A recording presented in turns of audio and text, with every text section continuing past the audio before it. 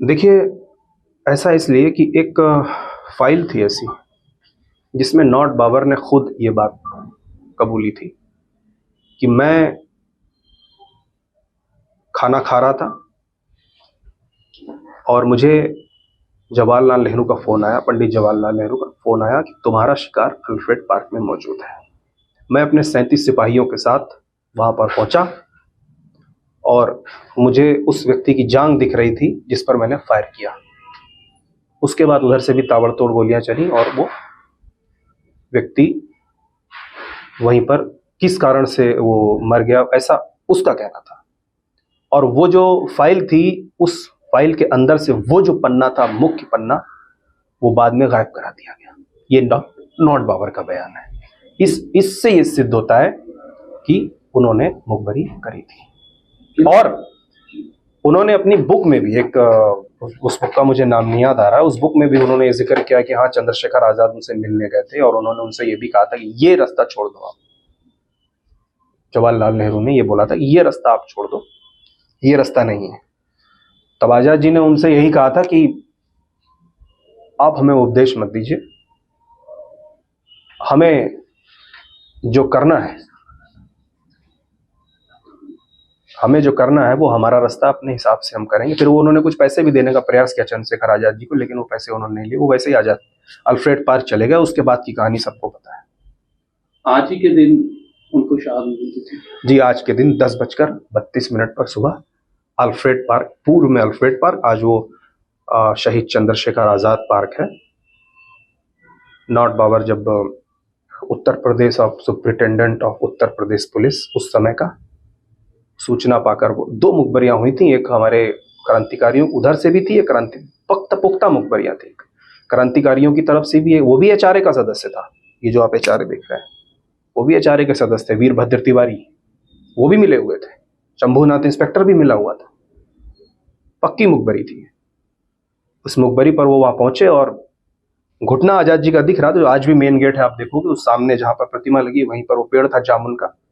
और पहला fire not Babar ने जब किया तो चूंकि आजाद जी की जांग दिख रही थी, उस पर लग गई तो वो भाग नहीं पाए। और तुरंत शूट आउट में आजाद जी, जो कि क्विक सिल्वर उनको रामप्रसाद बिस्मिल ने उपाधि दी थी, उन्होंने तुरंत दूसरी गोली चल नहीं पाई, उन्होंने दूसरा शॉट निकाला और नॉट बाबर की कलाई पर तोड़ दिया। वो चित्र भी मेरे पास है, मैं साथ भेजूंगा भी आपको।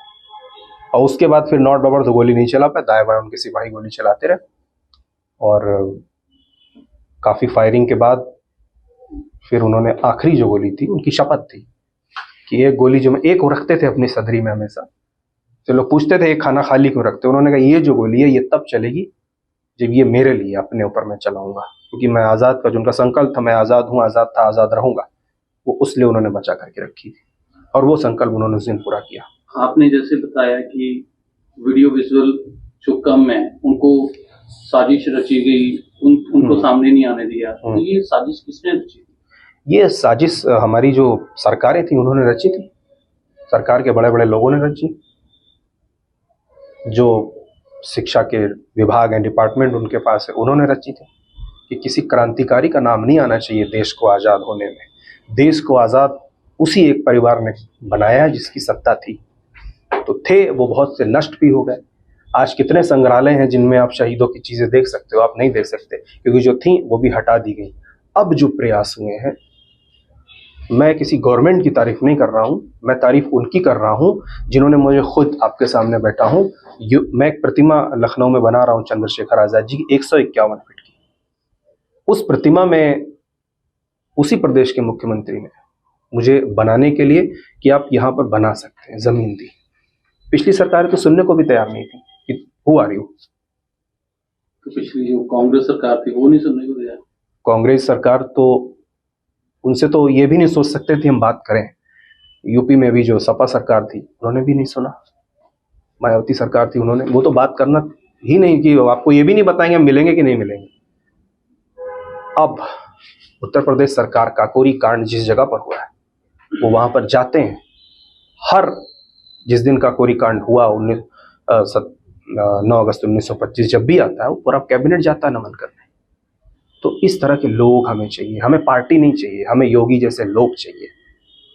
हमें ऐसी गवर्नमेंट चाहिए जो कम से कम शहीदों को पूजे, जिसको ये पता ही ना हो कि शहीद थे कौन, या जिसको ये गुमान हो कि नहीं एक ही एक परिवार, हम ही ने सब कुछ किया। तो ये ही उसका जवाब मुझे लगता है। आज जैसे आप जालंधर में हो, आपने कहा कि प्रयागराज होना चाहिए, उससे पहले आप शहीद भगत सिंह के गांव जाकर आए हैं जी। तो आपने सीएम साहब के बारे में कहा है, पंजाब के सीएम बारे कि वो झूठी कस्में खा रहे हैं, ऐसा क्यों?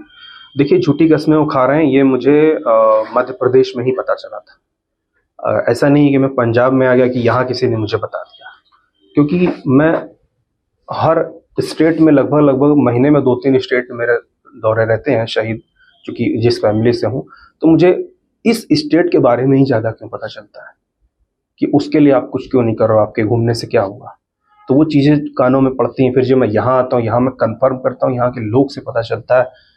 यहाँ पर पंडित दीनदयाल उपाध्याय स्मृति मंच है, यहाँ पर किशन लाल शर्मा जी, उन्होंने भी बताया। फिर उनके साथ हमने कहा कि हम जहाँ पर ये हुआ हम वहीं पर जाएंगे, क्योंकि हम किसी राजनीतिक दल के सदस्य नहीं है ना, हमारे पास बहुत बड़े सोर्स हैं कुछ कहने के लिए, लेकिन वो पुण्य जगह है, वो हक, हमारा हक बनता है वहां पर जाकर बोलने का। क्योंकि तुम वहां पर जाके शपथ मत लो, तुम्हें अपने ऑफिस में बैठकर बोलना है, जहां बोलना है बोलो। तो उन्होंने वहां पर मिट्टी लेकर कसम खाई थी कि मैं इसको खत्म कर दूंगा, वो नहीं हुआ।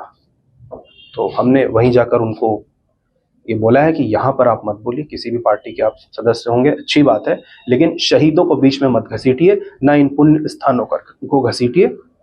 अपने आपके जो भी आपको घोषणाएं करनी है आप अपने कार्यालय में करिए, क्योंकि इन लोगों ने जो शपथें ली थी उनके लिए उनकी जान तक चली गई, उनके विचार थे जो आज जीवित है, उनके शरीर नहीं रहे। तो इस तरह के काम हम मत करिए, और आगे अगर करेंगे तो हमें किसी आंदोलन के लिए विवश होना पड़ेगा।